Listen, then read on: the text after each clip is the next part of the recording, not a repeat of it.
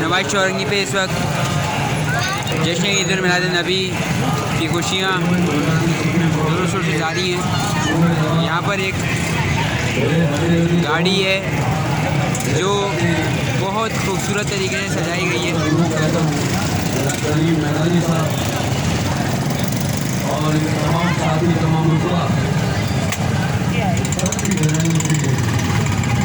मुबारकबाद करता हूँ मैं। नालियन पाक लगाई गई है गाड़ी के अगले हिस्से पे। ये इसी तरह की तस्वीर लगाते हैं जिससे चारों तरफ से इसे रोशनियों से सजाया है, जबकि पीछे इसके हरे रंग का परचम लगा है।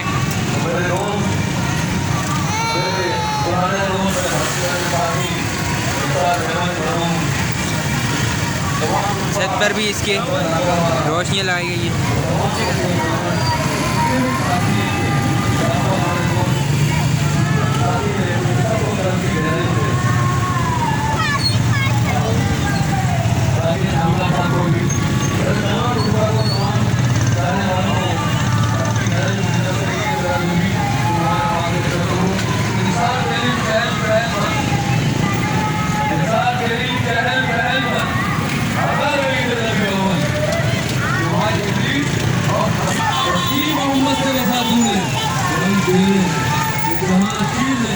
इस गाड़ी के साथ लोग आके तस्वीरें भी बनवा रहे हैं।